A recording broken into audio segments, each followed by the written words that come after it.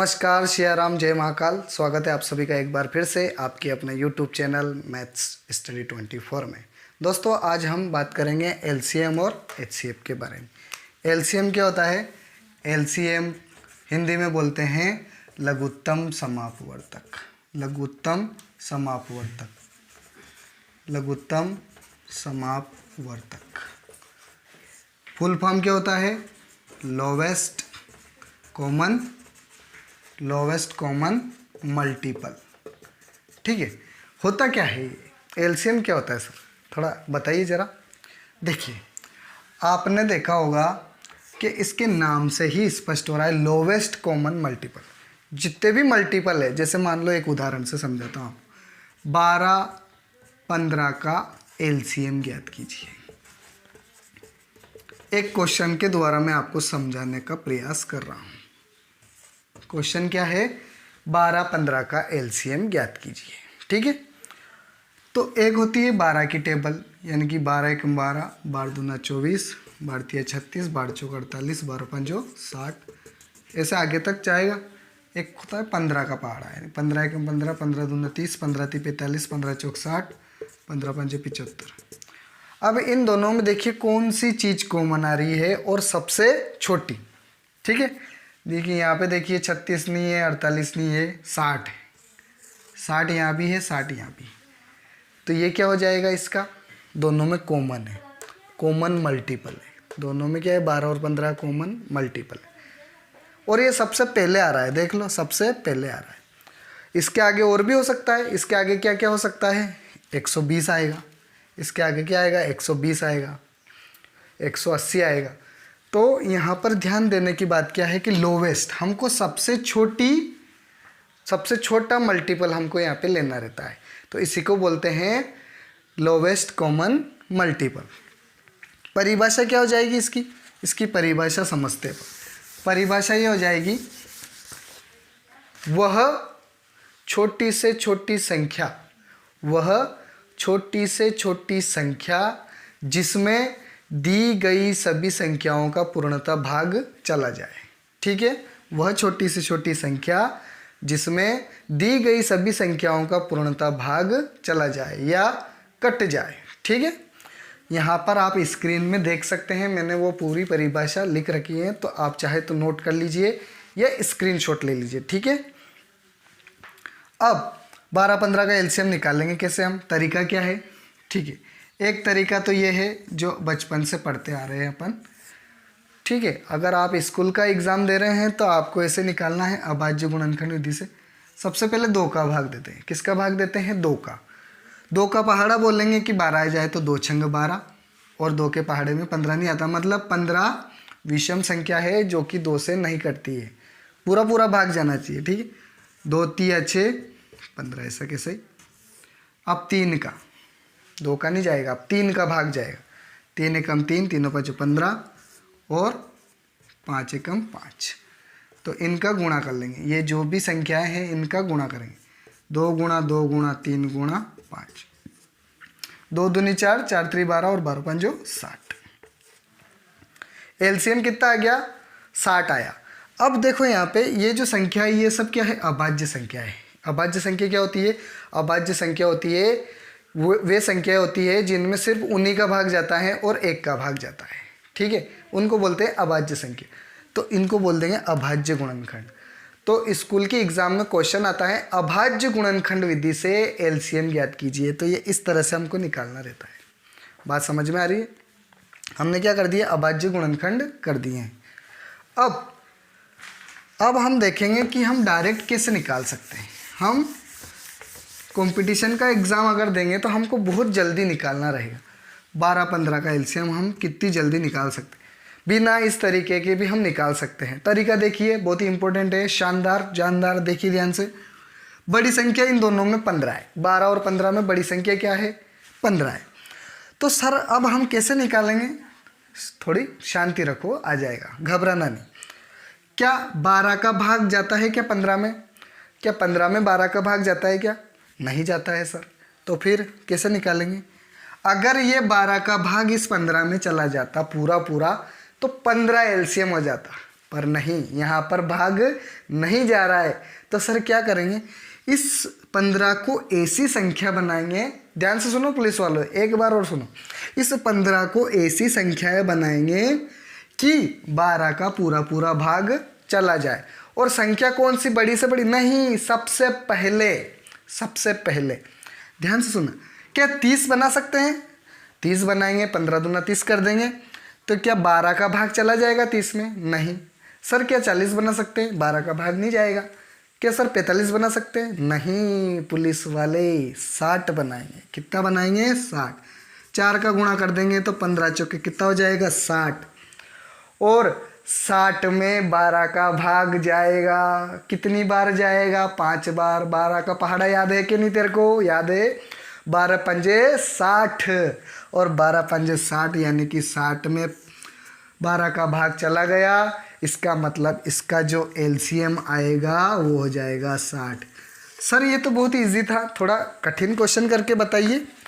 तो ठीक है, एक थोड़ा सा कठिन क्वेश्चन करवाता हूँ। शांति रख बेटा, शांति रख, इधर देख। 16, 32, 48 का एलसीएम, तो क्या सर हम उसी मेथड से करें क्या, अभाज्य गुणन? नहीं, यदि तू कंपटीशन की तैयारी कर रहा है तो फिर तू टाइम वेस्ट मत कर। ध्यान से सुन मेरी बात, सुन इधर ध्यान से। 48 सबसे बड़ी संख्या है 16, 32, 48 में। जी हाँ सर बिल्कुल है। तो क्या 16 का पूरा पूरा भाग जाता है 48 में? हाँ सर जाता है, 16 48। क्या 32 का पूरा पूरा भाग जा रहा है 48 में? जी हाँ, नहीं जा रहा है, 32 का पूरा पूरा भाग नहीं जा रहा है। तो 48 को पहले ऐसी संख्या बनाना पड़ेगा कि उसमें 32 का भी भाग चला जाए। तो क्या मैं इसमें 2 का गुणा करके 96 बना सकता हूँ पुलिस वाले, जल्दी बोल। जी सर बिल्कुल, 48 दूना कितना होता है, 96 होता है। तो क्या 32 का भाग चला जाता है क्या 96 में? 32 या 96 सर जा रहा है। 16 का 16 चंग 96, अरे वाह, तो यही तेरा एलसीएम आ गया। बच्चे नोट कर ले, एलसीएम 96 आ गया है इसका। बात समझ में आई कि नहीं? सर ये तो बहुत ही आसान मज़ेदार ट्रिक है, मज़ा आ गया हमको, तो बहुत जल्दी हम एलसीएम निकाल देंगे। और देख अभी, और सुन बात, और कैसे निकाल सकता है तो ध्यान दे।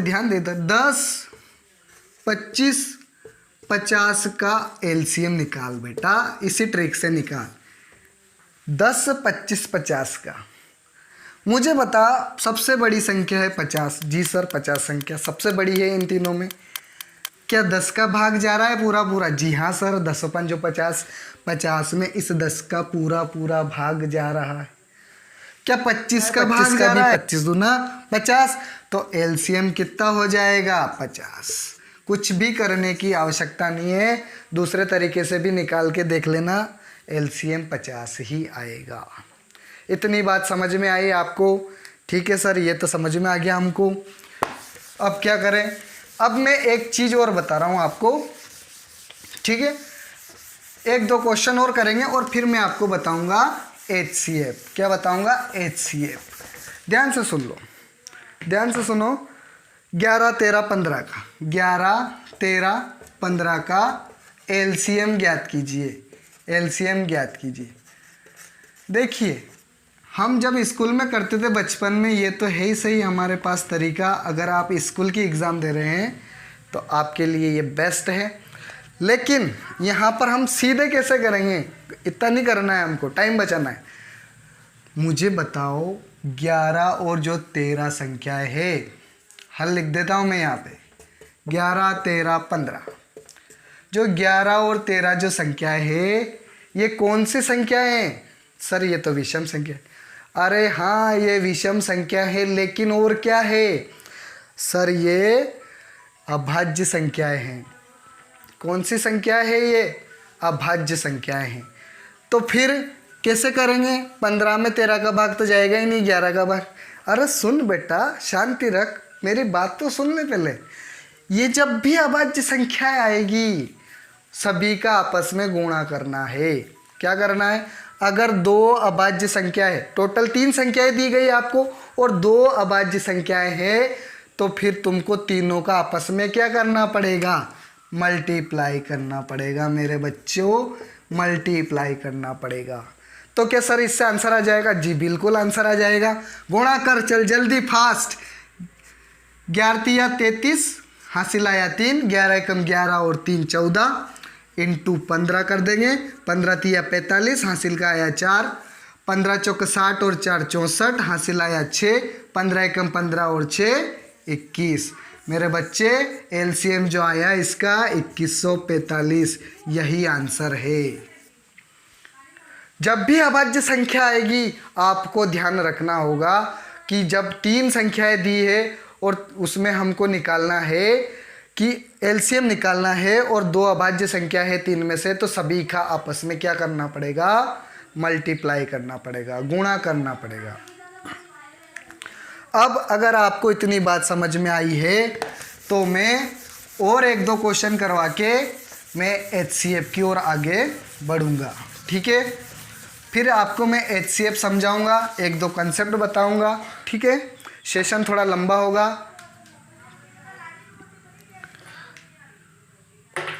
क्वेश्चन है 12 24 48, 12 24 48 का एलसीएम ज्ञात कीजिए, एलसीएम ज्ञात कीजिए। हल देखो 12 24 48, आपको ये तो पता ही होना चाहिए, ठीक है, ये तो आपको करना ही है, ये मैं आपको बता दिया शुरू में, ठीक है। लेकिन मैं डायरेक्ट बताऊंगा, सुनो इधर ध्यान से। सबसे बड़ी संख्या 48, जी सर 48 बिल्कुल बड़ी संख्या है।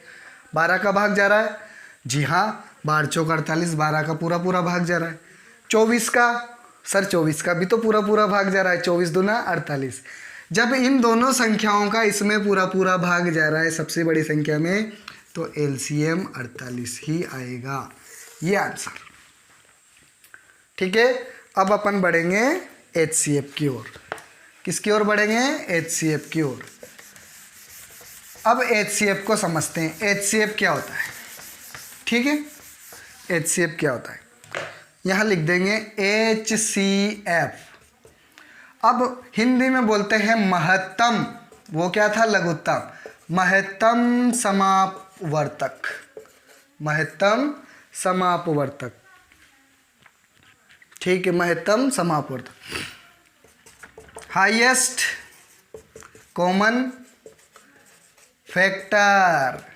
अरे सर यहाँ तो फैक्टर आ गया, ये क्या चीज़ है, वहाँ तो मल्टीपल था। फैक्टर को समझो, फैक्टर देखो, जैसे मान लो मैंने एक संख्या लिखी 12, तो 12 के फैक्टर क्या क्या हो सकते हैं, मतलब 12 किन किन संख्याओं से कट सकता है, ध्यान से समझना। 1 से तो कटेगा ही सही, 2 से भी कटेगा, 2 छंग 12, 3 चौक 12, 4 त्री 12, 6 दूनी 12 और 12 एकम 12। ये सब क्या हो गए, 12 के फैक्टर हो गए। इन सभी संख्याओं से 12 को हम पूर्णतः विभाजित कर सकते हैं, ये होते हैं फैक्टर।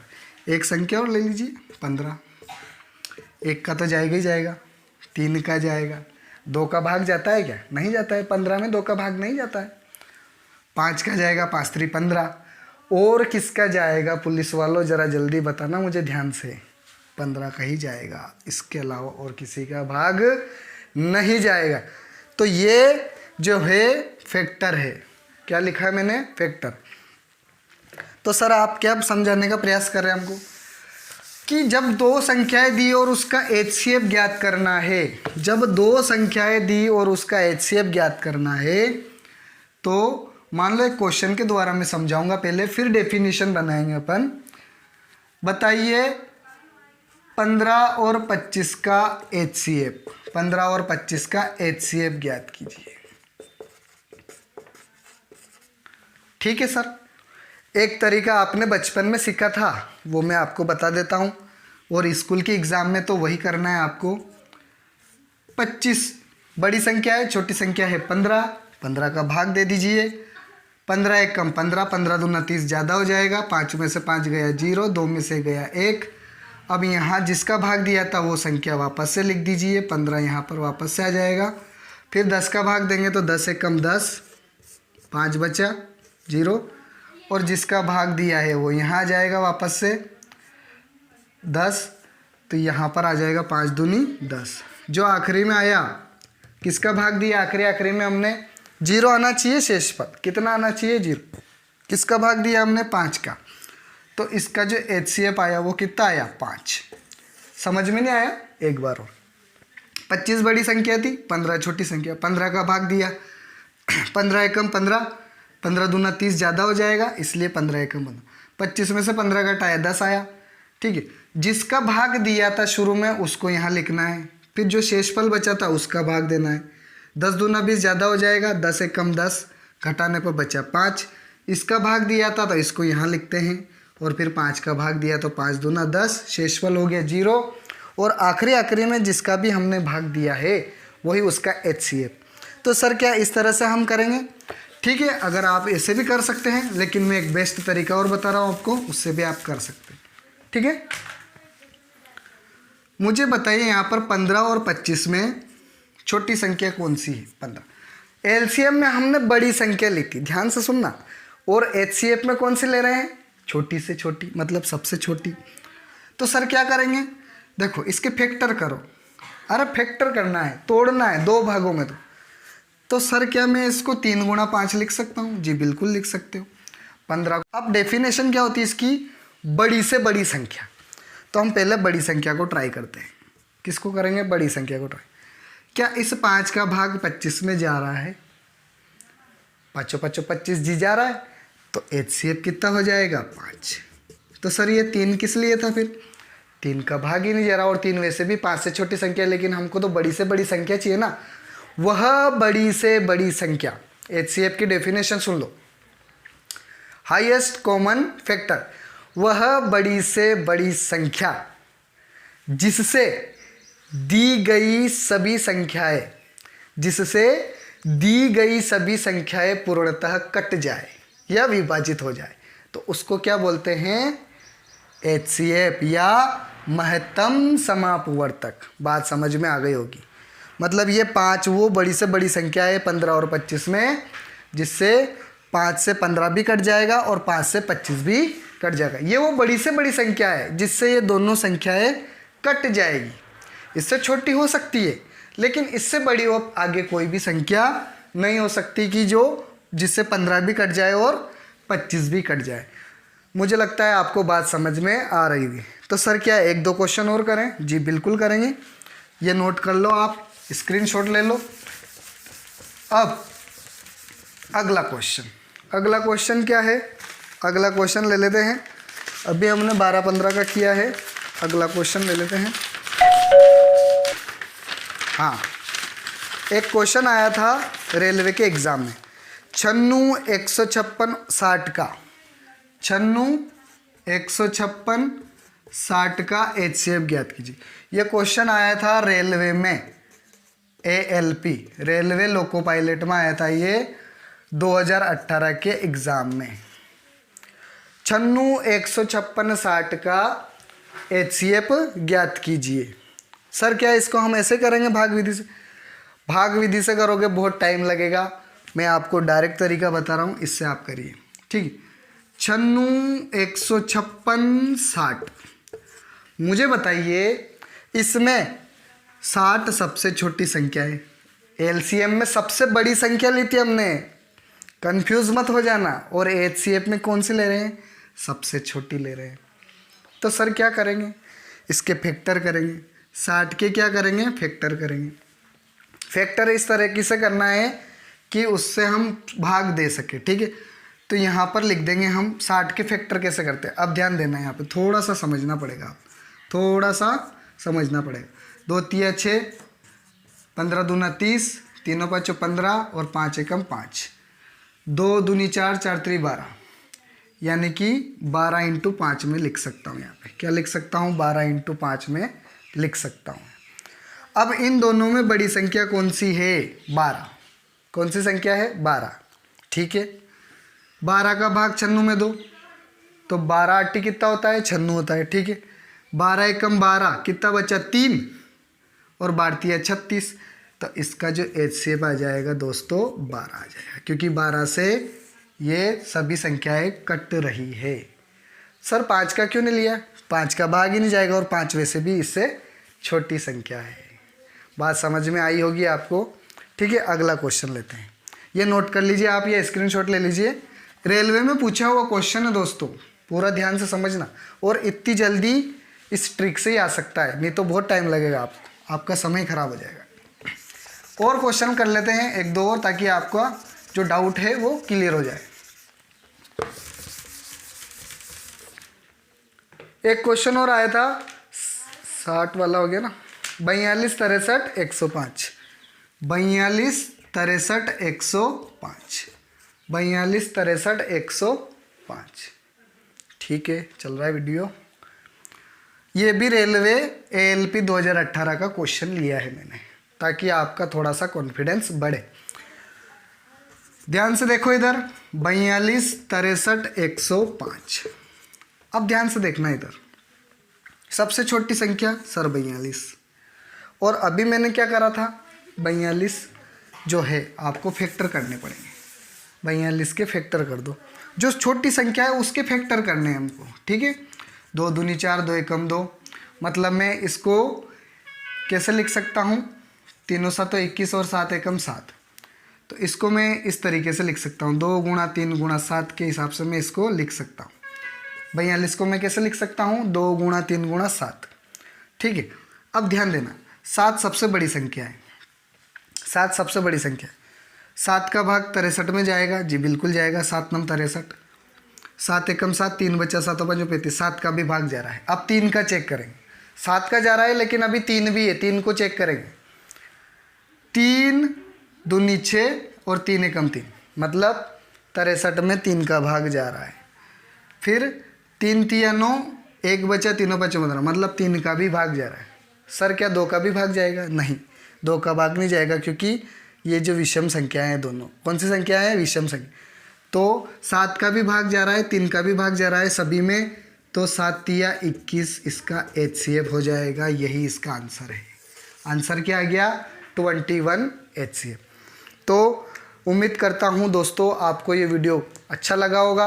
अगर आपको ये अच्छा लगा हो तो लाइक करना, तो ही सब्सक्राइब करना, अन्यथा मत करना। तो धन्यवाद, मिलते हैं नेक्स्ट वीडियो में। जय हिंद।